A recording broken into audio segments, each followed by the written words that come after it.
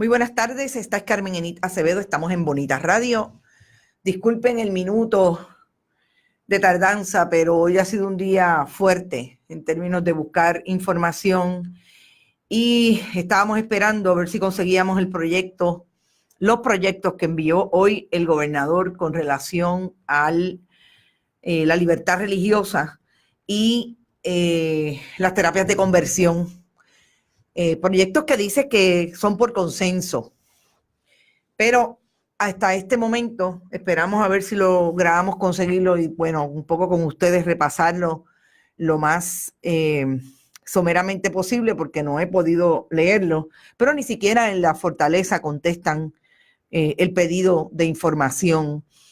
Como ustedes saben, los proyectos que envía la Fortaleza, pues obviamente tienen que pasar por un proceso en la legislatura de Puerto Rico y no necesariamente están disponibles en línea inmediatamente. Así es que, según nuestras fuentes, es posible que esta noche, hasta este momento no lo tengo. Si lo recibo mientras estamos hablando un poco de las historias de hoy, con mucho gusto tratamos de repasarlo juntos. Ni siquiera identificado, estamos en Bonita Radio, yo creo que lo dije antes. Recuerde que usted puede vernos a través del muro de Carmen Enit Acevedo, periodista, en Facebook, que más tarde este programa, casi 15 o 20 minutos más tarde, está disponible en YouTube, en el canal de Bonita Radio.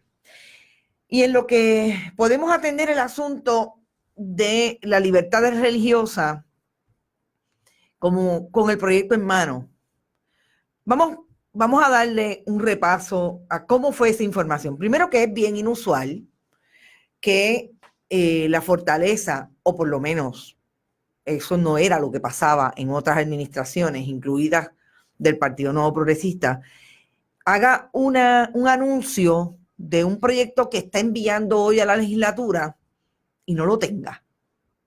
Eso es lo que lo que se llama hacer una conferencia de prensa, para mí, como hearsay, porque ahí se está dando por bueno un comunicado de prensa o las expresiones del gobernador, pero sin un documento en la mano, pues usted no puede cuestionar lo que contiene ese documento. Y en este caso son dos proyectos. Dos proyectos que han sido conflictivos por lo que suponen. Porque parecería que en Puerto Rico, a través de la legislatura, está dirigiendo el país un grupo de fundamentalistas religiosos que tienen el control de aquellas informaciones, más que informaciones, de aquellos hechos, de aquellas conductas que han estado y han sido reivindicaciones de los movimientos de derechos civiles, no solamente en Puerto Rico, en el mundo. Han estado sujetas a esas luchas y se habían conseguido que por lo menos Puerto Rico fuera un país con mayor capacidad de atender la diversidad. En el caso de las mujeres ya hemos visto cómo los proyectos de la senadora Naida Venegas inciden directamente en los derechos adquiridos de las mujeres con relación al aborto. Inciden directamente con la jurisprudencia, que sostiene el derecho al aborto en Puerto Rico a partir de la jurisdicción de Estados Unidos. En el caso de las comunidades LGBTIQ, ahí entran en el dichoso proyecto de las terapias de conversión. Y es que el gobernador había firmado una orden ejecutiva prohibiendo las terapias de conversión. Y hoy, de buenas a primeras, a un poco menos de una semana, o exactamente más o menos 9 días de celebrarse el 1 de mayo.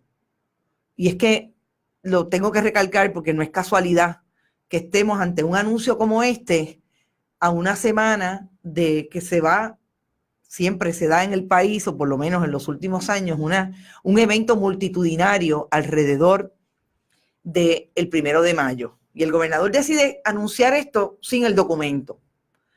Y el comunicado de prensa dice que el proyecto de las terapias de conversión, que son aquellas que se han dado en la historia de países como Estados Unidos, y hay evidencia de que en Puerto Rico también se han practicado, son aquellas que llevan los niños y a las niñas que exhiben una conducta diversa en términos de su sexualidad, apartados de la heterosexualidad, los exponen a este tipo de terapias para disque convertirlos de esa conducta que están exhibiendo.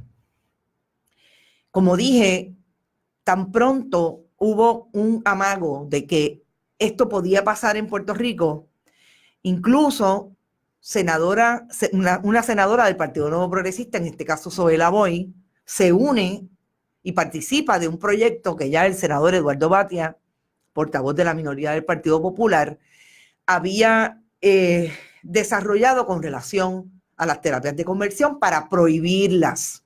Y en eso se une el sector fundamentalista religioso de la legislatura y dan al traste con este proyecto.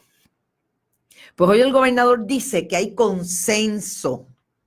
Sí, estamos hablando de que aquello que era malo en un momento dado, que el gobernador había acogido como que era un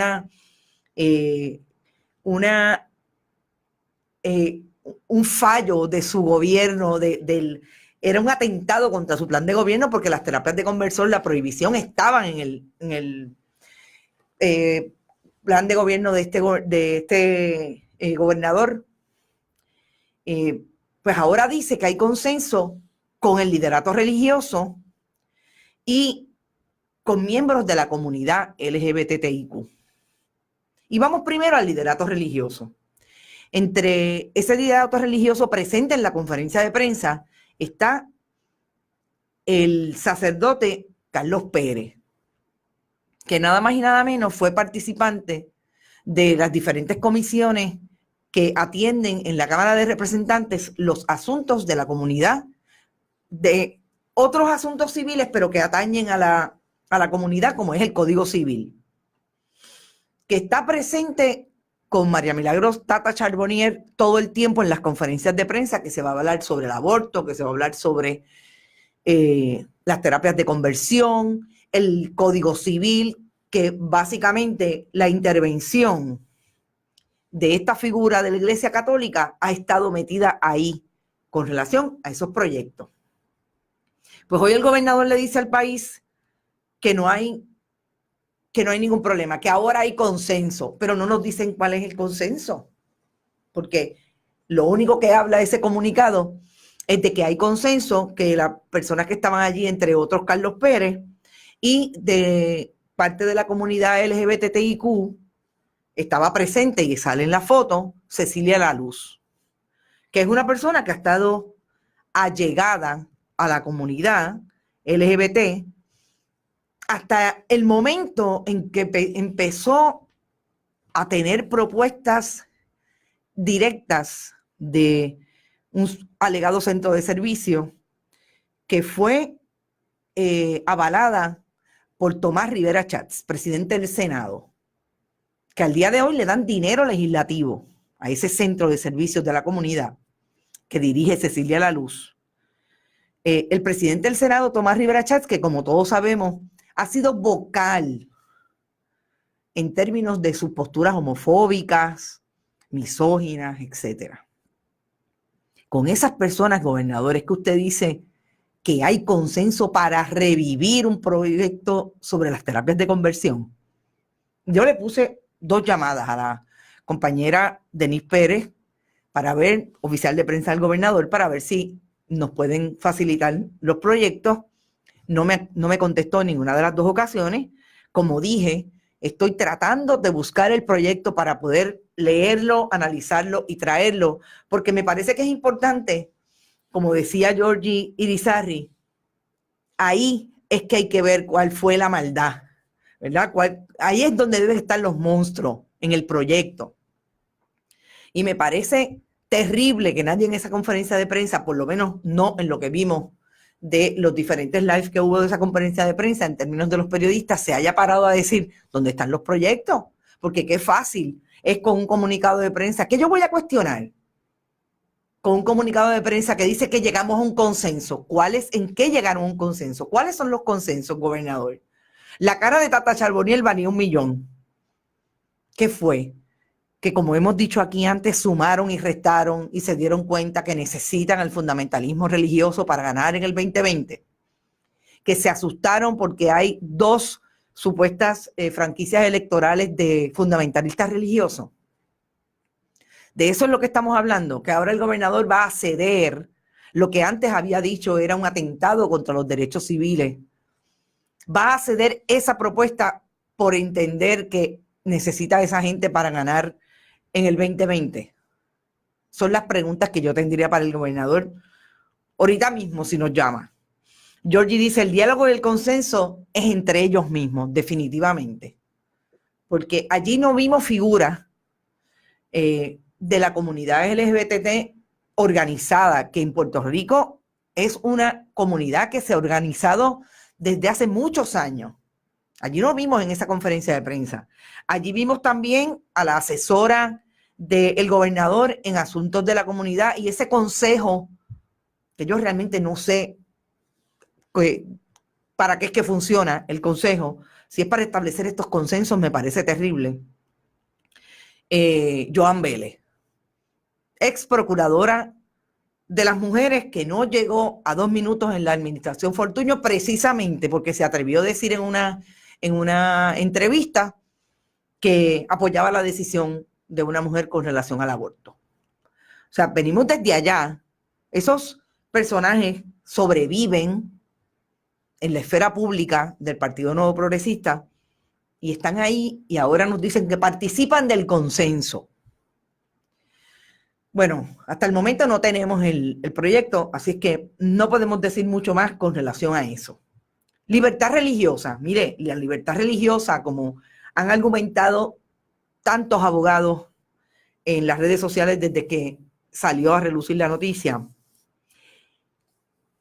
está garantizada en la Constitución de Puerto Rico y en la Constitución de Estados Unidos. Porque pues hay que mencionarle la de Estados Unidos porque esos muchachos no... Yo me cuestiono si conocen una u otra, pero bueno. Y si usted quiere ser estadista y pensar que lo de aquí no vale nada y lo de Estados Unidos sí, pues mire, el principio de la libertad religiosa es un principio constitucional de la Constitución de Estados Unidos. ¿Qué es lo que hay que legislar entonces? ¿Qué es lo que hay que legislar por consenso?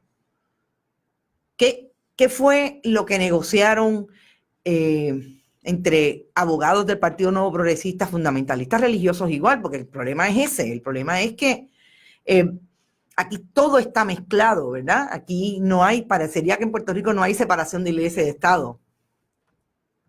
¿Qué fue lo que negociaron? ¿Cuál es el consenso? ¿Para qué?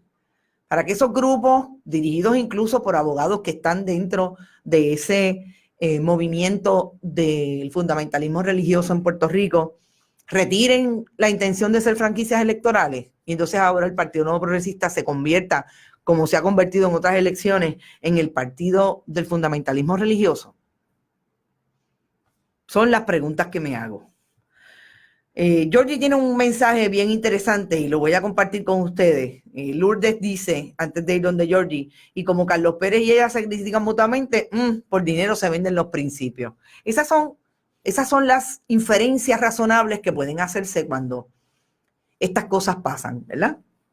Georgie, con relación al fundamentalismo de muchas iglesias en Puerto Rico, no pagan taxes, los municipios les dan transportación gratis para sus quemas de brujas, acceso a los legisladores 24/7, le han regalado escuelas, han conseguido que se recen las agencias y actividades oficiales del gobierno, les dan contratos para reciclar confinados, aún cuando esa práctica no está comprobada. Exacto.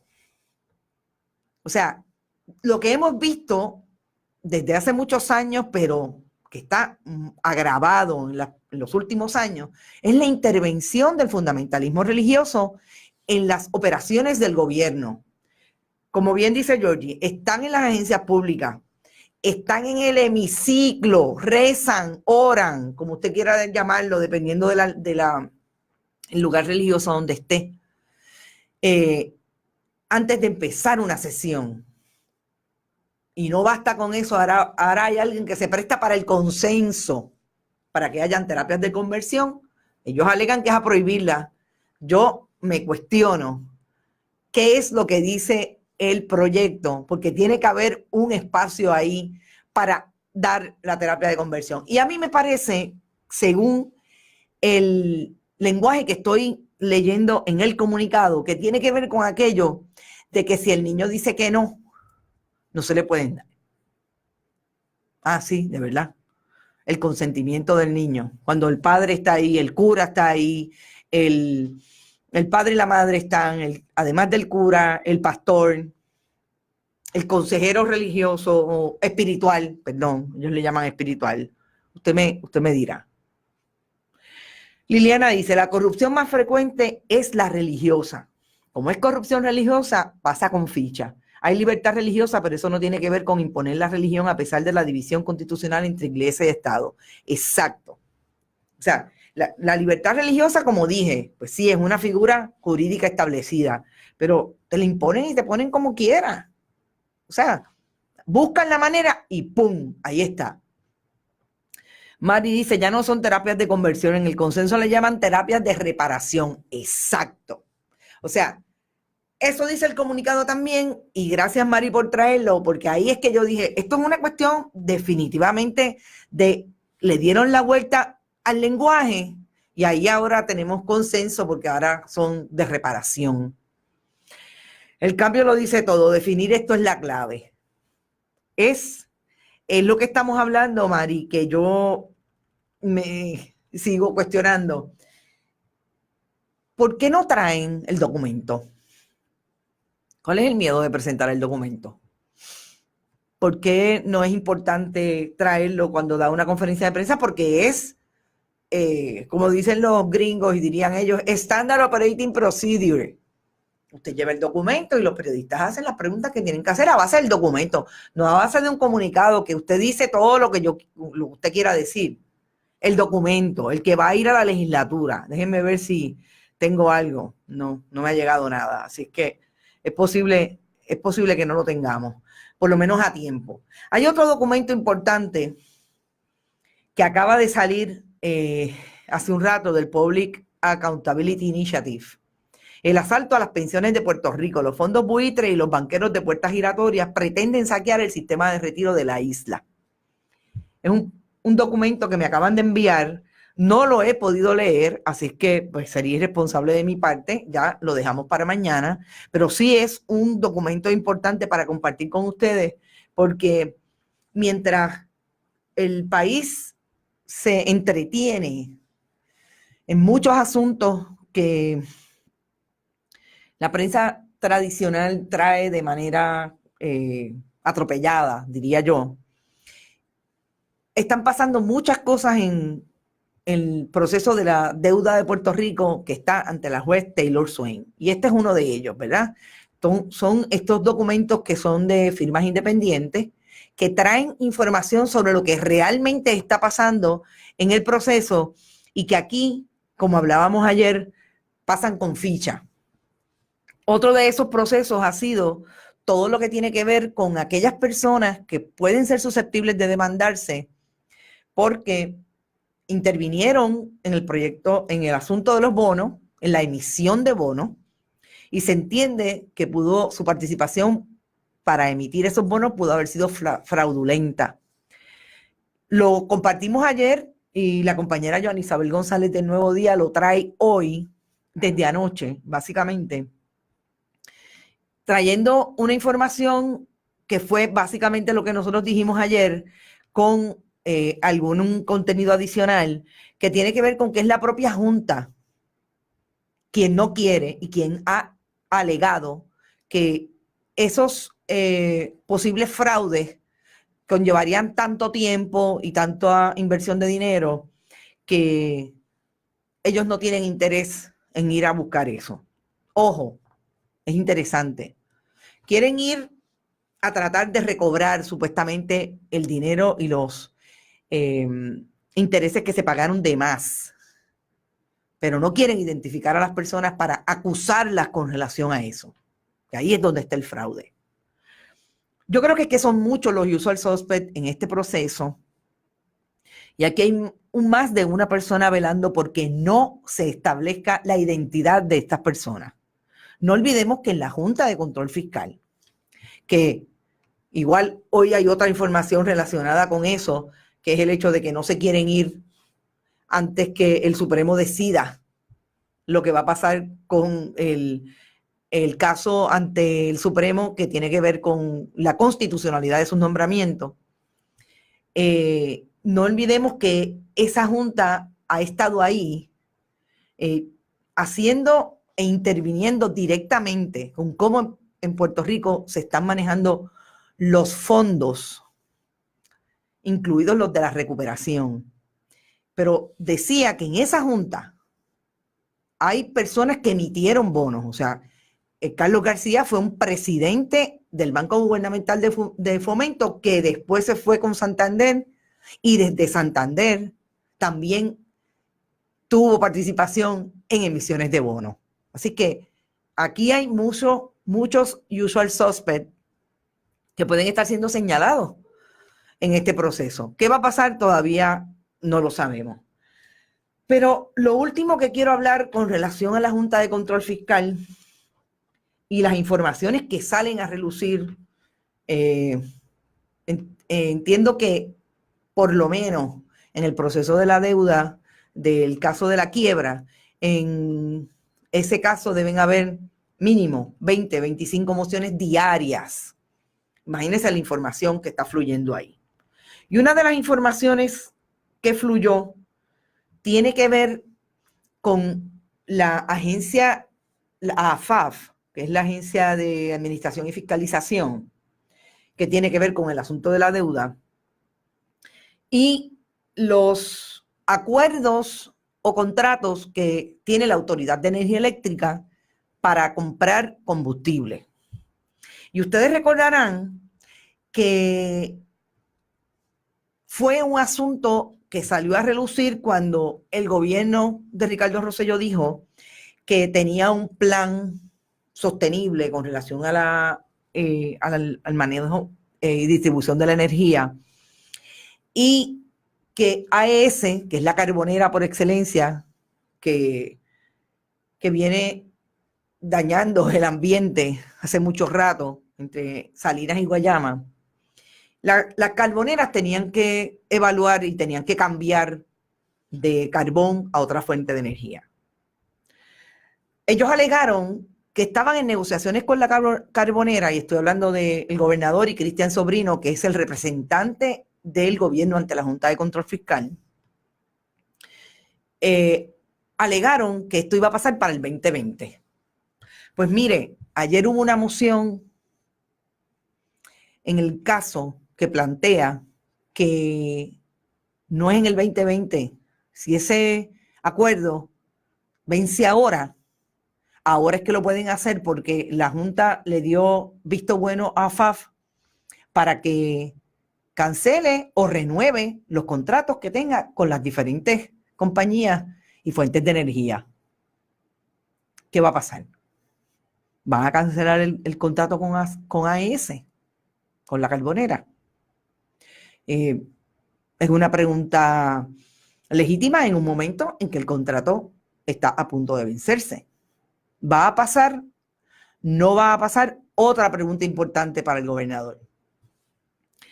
Yo creo que esos son los datos que traemos hoy con un asunto bien puntual que tiene que ver con qué información usted le da al país y a través de quién. Nosotros, por lo menos yo estaba acostumbrada en un momento dado que atendía el periodismo diario, que me enviaban a conferencias de prensa, que además de cubrir los tribunales tenía alguna asignación fuera de, y me tocó muchas veces ir a Fortaleza. Uno esperaba que la información llegara completa para entonces poder hacer el trabajo, además de investigar, de cuestionar. ¿A través de quién nos están dando la información? ¿Con qué lógica, con qué derecho de seguir escondiendo. Porque realmente, si usted no trae la información completa, el país nunca la va a tener. Porque ahora mismo yo estoy esperando que envíen un proyecto que lo tengo que buscar a través de fuentes, porque la fuente, el que debería estar produciendo el documento público, no lo produce, en este caso es la Fortaleza. O es que hicieron esa conferencia de prensa y el proyecto del alegado consenso no está hecho, los proyectos. Así que uno se tiene que seguir cuestionando cuál es el interés, qué es lo que quieren hacer. Seguir haciendo conferencias de prensa sin información, haciendo aspavientos de relaciones públicas, pero realmente la información al país no se trae. Realmente me lo cuestiono. Maridelsa dice, tarde pero seguro, sí llegaste, ya te vi. ¿Y cuál es el esquema de difusión? Exacto, el compañero periodista Francisco Quiñones de Jornada PR nos dice, ¿cuál es el esquema de difusión? Yo pensaría que tienen uno, Francisco, como nos tiene acostumbrado los gobiernos del Partido Nuevo Progresista. Pero yo tengo que decir que aquí yo no veo estrategia por lo menos coherente. Salen, dicen algo y se van. Antes nosotros sabíamos que nos querían esconder la información, que había una persona en Fortaleza como ayudante del gobernador Pedro Rosselló, Angie García, que apagaba los micrófonos cuando las preguntas de los periodistas no eran buenas para ellos, etcétera, etcétera. Nosotros sabíamos que eso existía y pasaba. Ahora, honestamente, yo no sé cuál es el esquema de difusión. Si hay estrategia, de dónde viene la estrategia. Bueno, sabemos que hay unos elementos que son comunes en las administraciones del Partido Nuevo Progresista que andan por ahí pululando, unos Edwin Mundo de la vida, etcétera. Si esas son la gente que están dirigiendo los esfuerzos de comunicación, independientemente de lo que estamos discutiendo aquí, que son lo que no traen, los contenidos que no traen a conferencias de prensa, pues están bastante flojos en el asunto. Liliana dice, la homosexualidad no es una enfermedad, no puede alegarse que es necesaria la terapia. Es forzar a un menor a portarse de cierta forma, literalmente es torturarlo. Y eso es abuso de menores. Una vez más, contra la voluntad de la persona adulta o impuesta sobre un niño sin ser médicamente terapéutica. Presenta violaciones contra la persona y el abuso de menores. Veo además un cuadro macabro de una sexualidad perversa impuesta sobre el niño. Es terrible, es terrible, definitivamente. Follow the money, no perdamos de vista que eso de las terapias de conversión es una industria multimillonaria en Estados Unidos. Estoy totalmente de acuerdo contigo, Georgie, que se aprovecha de los miedos y desinformación de padres y madres que quieren lo mejor para sus hijos e hijas y simplemente no saben cómo apoyarles. Buitres depredadores de familias. Es así, estoy totalmente lo suscribo. Y vuelvo a Zoela Boy porque hoy le hice la entrevista que les dije que le iba a hacer a la senadora y no solamente me habló de este asunto de las terapias de conversión, tuvimos una conversación extensa sobre diferentes temas y quizás es la única persona más vocal con relación a las terapias de conversión, aparte de el senador de minoría Eduardo Batia. No sé lo que va a pasar. Hoy hay sesión en la legislatura. Yo estuve allí un rato en esa entrevista y pude ver que iban a empezar a las 3 de la tarde. Hay que ver qué va a pasar hoy. No olvidemos que Tomás Rivera Chats puede hacer cualquier cosa. Debe estar esperando esos proyectos para traerlos y bajarlos a las 11 de la noche. Eso es posible en la legislatura de Puerto Rico hoy. Así es que vamos a estar pendientes, nos tenemos que ir, ya son las 5:30. No olviden que lo más importante es que tengamos la información y los contextos. Tengo alguna otra información que estoy dándole seguimiento, pero mañana es otro día. Hablemos mañana sobre estos dos proyectos. Yo confío en poder encontrarlos o que me los envíen hoy para hacer lo propio, leer. Prometo también que voy a trabajar en este documento, el asalto a las pensiones de Puerto Rico, importante para los pensionados del país y para el país todo, que está a la espera de qué nos va a pasar. Son los intentos en Aela, fueron los intentos en el sistema cooperativo, financiero cooperativo de Puerto Rico, y hay que estar bien alerta. Así es que mañana es otro día. Éxito. Recuerden, compartan este live, compartan estos análisis. Somos periodistas hablando y haciendo análisis de las noticias. Y vayan a bonitasradio.net, vayan a Bonitas Radio en YouTube. Ahí lo encuentran todo. Éxito y nos vemos mañana.